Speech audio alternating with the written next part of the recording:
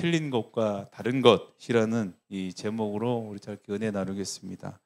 여러분 그 수험생들 이렇게 공부할 때 이 시험의 비법으로 시험이 가까워져 오면 평소에 쳤던 이 모의고사 이거 오답들 있잖아요. 오답들을 중심으로 이렇게 공부를 할 때가 있어요. 틀린 것, 그죠? 틀린 이유, 계속 틀리니까요. 계속 틀린 것들을 이제 틀리지 않기 위해서 정리를 해가는 과정들이 있어요. 그러니까 정답을 찾아가는 과정들이죠. 여러분 틀렸다고 했을 때는요 반드시 틀린 이유가 있어요. 분명히 정답은 정답인 이유가 있는 것처럼요 틀린 것에는 분명히 틀린 이유가 분명히 있습니다. 그런데요 다른 것에서는 사실 이유가 없어요. 그냥 다른 거예요. 문제는요 우리가 이 틀린 것과 다른 것을 잘 구분하지 않을 때 사실 문제가 많이 생겨요. 그래서 자신과 다르면 다르다가 아니라 자꾸 틀리다고 생각을 해요. 그리고 틀린 이유를 정리하듯이요. 나와 다른 사람에게 우리는 좀 무례하게 다른 이유를 자꾸 말하라고 그래요. 보면. 왜냐하면 그렇게 보는 사람들은 정답이 있기 때문에 그래요. 그래서 다른 이유에서 자꾸 정답을 발견하려고 그래요. 근데 세상에서 제일 불가능하고 힘든 게 뭐냐면요. 다른 것이 왜 다른지 설명하는 그 다른 이유를 설명하는 게 사실 제일 힘들어요. 보면. 우리 그런 얘기 많이 해요. 고정관념이 있다고 얘기해요. 다른 말로는 좀 안 좋게 말하면 편견이라고도 이렇게 얘기를 해요. 그렇죠?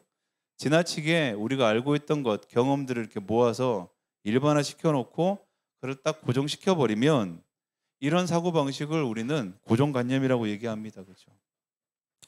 그래서 이 관념 안에 이렇게 살다 보면요. 그들 고정관념들이 항상 말하고 있는 정답들이 있어요. 분명히. 근데 이 정답들 그 안에 살아가다 보면 좋은 점이 있는데 그게 뭐냐면 안정감을 누려요.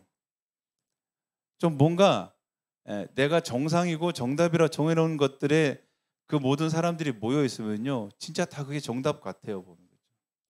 여러분이 가지고 있는 고정관념들이 뭐가 있는지 잘 모르겠어요. 많은 사람이 그 일반적인 정답 안에 사실은 들어가려고도 합니다. 왜냐하면 다른 사람들의 그 불편한 시선들이 분명히 있어요. 이런 것들이 사실 느끼고 싶지 않은 거예요. 그래서 나도 모른 채 그냥 그 안에 들어가려고 애쓰고 그 안에 머물러 있고 거기에 그렇게 익숙해지면서 나도 불편했던 그 시선을 이제는 내가 다른 사람들을 바라보며 판단하고 이해하는 도구로 쓸 때도 분명히 있다라는 거예요. 그렇죠? 그래서 우리가 생각하고 있는 그 고정관념들과 조금 다르면 뭐라 그럽니까? 말로는 표현 안 하는데 시선으로 얘기를 하죠. 틀렸다고 자꾸 얘기를 하는 거예요. 그러면 안 된다고 자꾸 우리는 얘기를 해요. 그리고 그 다른 것, 우리가 생각하는 기존의 생각들, 관념들 안에 그 사람을 자꾸 넣기 위해서 우리는 자꾸 설득을 합니다. 그리고 그 사람이 틀린 이유에 대해서 자신이 가지고 있는 그 편견을 정당화해서 설명할 때가 분명히 있어요. 그렇죠? 이런 상황들이나 사람들이 소수일 때는 큰 문제가 되지 않습니다. 굉장히 그에게 다가갈 때는 관용적일 수도 있고요. 또 어떻게 보면 신사적으로 이렇게 다가갈 때가 분명히 있는데 나와 다른 사람들이 점점점 늘어날 때 그때는 이 고정관념과 편견을 가지고 있는 사람들이 이 상황을 그냥 보아 넘길 수는 없는 거예요.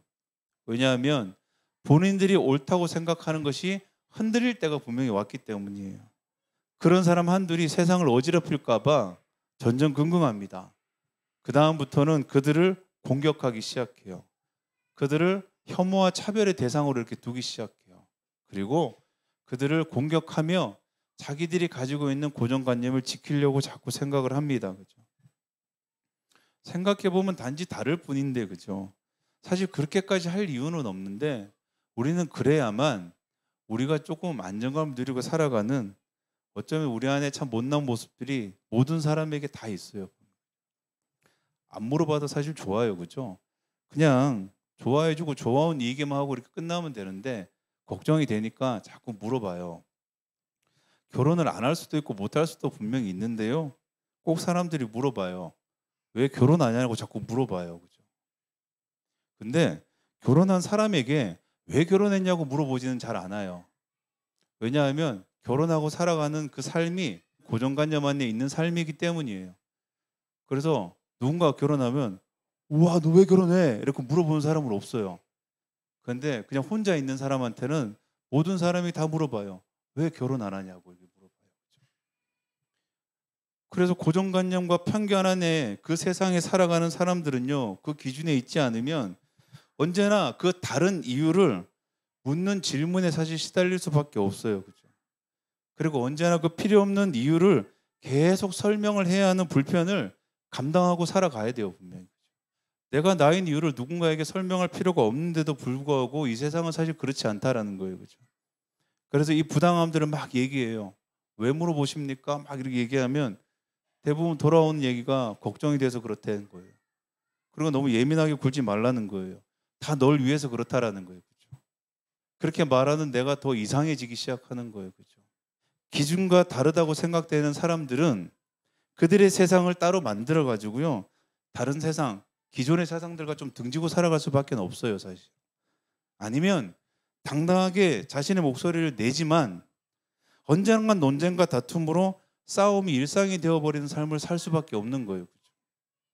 그래서 화가 많아요. 그죠? 화가 언제나 화가 나 있어요. 그죠? 우리들의 모습이 어떤가라는 거예요. 우리들의 모습이. 여러분, 틀려서 싸웁니까? 달라서 싸웁니까? 라는 거예요. 근데 언제나 이 다름의 문제를 가지고 맞고 틀림의 문제로 가져와서 쓸데없이 계속해서 우리는 싸우고 있는 우리의 일상이 있어요. 분명히. 오늘 본문이요, 교회의 모습에 대해서 이렇게 비유해주고 있어요. 몸의 지체로 이렇게 비유하면서 몸의 각각의 부분들을 오늘 교회라고 얘기해주고 있어요. 근데 이 다름에 대해서 이야기를 하면서 정말 중요한 것은 같은 것이 하나도 없다라고 오늘 성경이 말하고 있는 거예요. 몸의 각 부분은 다 다르다라고 얘기하고 있는 거예요. 그죠? 기본적으로 같은 것이 없다라고 오늘 성경이 말하고 있는 거예요. 그죠? 예, 같은 것이 하나 이상 존재하다면 그거는 사실 필요 없는 것이라고 성경도 이야기하고 있어요. 그래서 이 다르다는 것은 굉장히 유일하고 고유하다고 성경이 말하고 있습니다. 그리고 이 고유한 거는 고유한 대로 분명히 의미가 있다고 얘기를 하고 있어요. 그리고 그것은 있어야 할 이유를 굳이 설명하지 않아도 된다고 오늘 성경이 말하고 있습니다. 눈이 손에게 눈이 눈인 이유를 설명할 필요가 없다고 얘기하고 있어요. 손이 눈한테 물어볼 필요도 없다고 오늘 성경이 얘기를 하고 있어요.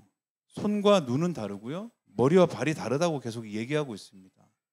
달라서 함께 할 수 있다고 계속 얘기하고 있는데요. 우리는 이 달라서 함께 할 수 있다는 것을 자꾸 잊어버립니다. 그렇죠? 여러분, 원래 싸울 때는 언제 싸우냐 하면요. 같으면 싸워요, 여러분. 같은 사람끼리 싸웁니다. 전혀 다른 사람끼리는 원래는 싸움이 일어날 수가 없어요, 여러분. 그렇죠? 경쟁은 어디서 옵니까? 같은 사람들끼리 경쟁을 해요, 사실. 다른 사람하고는 경쟁을 하지 않습니다. 다르면 안 싸워야 되는데 달라서도 싸워요, 그렇죠? 우리의 몸은 서로 다르다고 싸우질 않는데 우리는 달라서 자꾸 싸운다고 그래요, 그렇죠? 그런 얘기 많이 있어요. 부부가 성격이 같으면 잘 맞고 행복할까? 성격이 반대면 잘 맞고 행복할까? 이렇게 물어봐요. 여러분은 어떤 것 같아요? 성격이 같아야지 행복할 것 같아요? 달라야지 행복할 것 같아요?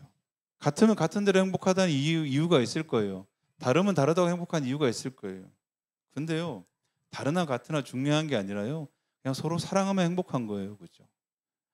같고 다르고의 문제는 아무 상관이 없어요. 그죠?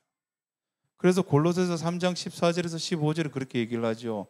모든 것 위에 사랑을 더하라고 얘기해요. 사랑이 완전하게 묶는다고 오늘 성경이 말하고 있어요. 그래서 이 완전하게 묶는 사랑을, 이 평화를 누리도록 여러분은 부르심을 받았다고 성경은 얘기해요. 그래서 여러분은 감사하는 사람이 되라는 거예요. 이것이 우리를 하나로 묶는다라는 거예요. 그죠? 우리는 살아가면서 서로의 다름에 관해서 끊임없이 다름의 이유를 우리는 자꾸 묻고 살아가고 있습니다. 그것이 우리가 살아가는 인생, 그리고 우리가 살아가는 인생일 수밖에 없다고 저는 생각을 합니다. 추석 명절이었어요. 그죠? 다들 부모님 집에도 다녀오셨을 거고, 오랜만에 친척분들을 굉장히 만나고, 또 고향 다녀오신 분들, 이제 고향을 가셔야 할 분들도 분명히 있습니다. 그죠? 그런데 우리가 자주 만나고 아니면 우리가 좋아하는 사람인데도 불구하고 사실은 힘들 때가 분명히 있어요. 그죠? 좋고 그리운데 만나고 돌아오면 마음이 힘들고 어려울 때도 분명히 있어요. 왜 그렇습니까? 달라서 그래요. 다르기 때문에 불편한 거예요. 그죠? 그래서 어쩔 때는 지혜가 필요할 때가 있어요. 조금 거리를 두고 상처 입은 자신을 좀 돌봐야 할 때도 분명히 있고요. 조금 더 가까이 다가가서 자신의 진솔한 이야기를 해야 될 때도 있어요. 그때가 언제인지는 모르겠어요. 그런데 한 가지는 분명하다라는 거예요. 왜 우리가 그렇게 힘들고 어렵고 애쓰고 수고해야만 하는가라는 거예요. 이유는 한 가지예요. 틀려서가 아니라 달라서라는 거예요. 다르기 때문에 우리는 애쓰고 수고해야 된다는 거예요. 관계를 품고 관계를 진척시켜 나갈 때는요, 애쓰고 수고하는 것들이 분명히 필요하다라는 거예요. 저절로 되고 당연히 되는 것은 사실은 없어요, 여러분. 관계를 좋게 유지하고 좋게 우리가 풀어가기 위해서는 서로 다름을 존중해 가기 위해서는 애쓰고 수고하는 시간들이 분명히 필요하다라는 거예요. 명절 지났습니다, 여러분. 예.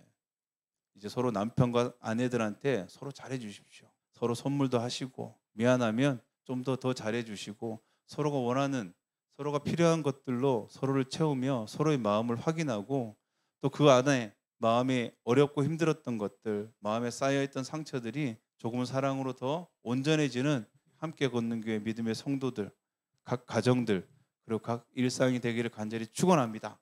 기도하겠습니다.